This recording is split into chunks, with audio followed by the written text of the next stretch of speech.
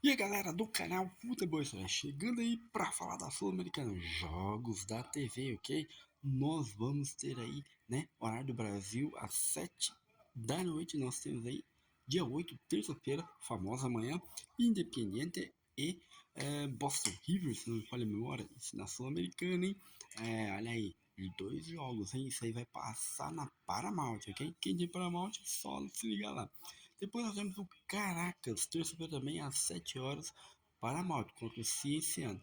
Aí a gente vai ter aí, terça-feira também, às 7 horas, horário do Brasil, vai passar, para quem gosta aí, vai passar na ESPN e na Disney, ok?